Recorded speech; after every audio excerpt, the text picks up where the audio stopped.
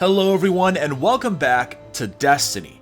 It is of course weekly reset, and boy what a week. If you, like some, have been taking a break from Destiny or simply haven't been playing as much as you used to, this week is definitely worth checking out.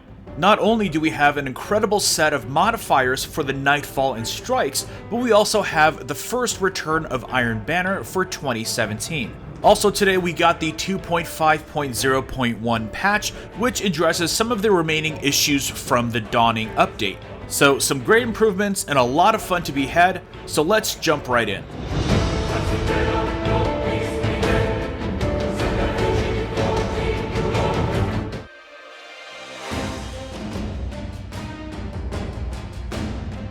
Starting with the Nightfall, we have the Sunless Cell, and the modifiers this week are Arcburn, Specialist, Juggler, and Airborne. The Nightfall this week isn't so bad. The only thing you really have to look out for are the Boomer Knights and the Wizards. They of course will shoot arc at you, but I quickly found out that one mid-air shoulder charge with my Peregrine Greaves was enough to vaporize almost any enemy. Also, I decided to have a little bit of fun this week and pulled out my 4th Horseman, which was definitely a fantastic choice. It absolutely shreds through everything, including Alakul himself in the final encounter. Also, in an interesting turn of events, the Siva Crisis Heroic playlist has very similar modifiers. We've got Arcburn, Specialist, and Exposure. Even though Exposure is on, I definitely recommend going in with a much more aggressive playstyle this week and just throw all of your Arc toys at everything you see. For the featured Crucible playlists, we have Freelance 6v6 and Mayhem Rumble. Of course, both are fantastic choices for solo queuers, but of course this week we have the Iron Banner. You must be the one Saladin spoke of. My name's Everdeen. I served with the Iron Lords a long time ago, and I have returned to serve again.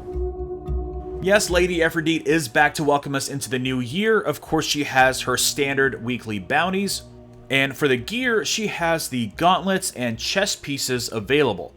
I'm actually a huge fan of the Iron Saga gear, especially for the Hunter, and find it to look a lot better than the Days of Iron gear from the record book. So I'll definitely be hunting the perfect set. But moving on to the weapons, the first choice is the Titanium Orchid rocket launcher, which the one for sale is actually not too bad. It's got Javelin and a choice between grenades and horseshoes and cluster bombs. It's not perfect, but it actually would make the Siva Crisis Heroic playlist this week a lot of fun. And then she has the sidearm, the Binding Blaze, which I'm not too keen on.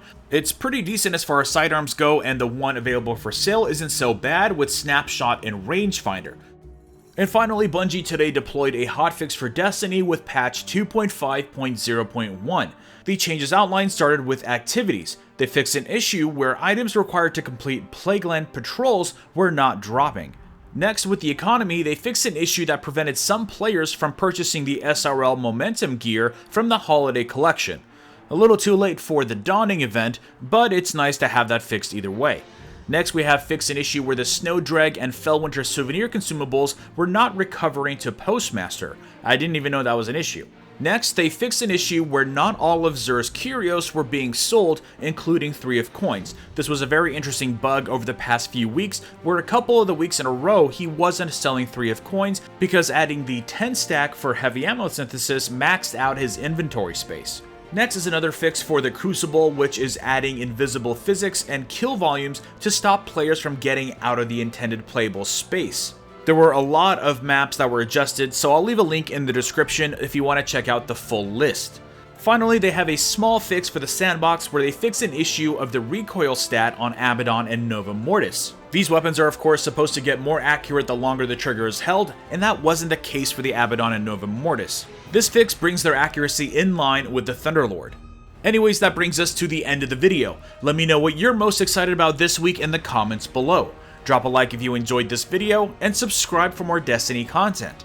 And I will see you all next time. As silly and pointless as the loot cave was in the grand scheme of things, it was one of the first things that brought the Destiny community together online. In fact, it was difficult to run into a Destiny player that didn't know about the loot cave.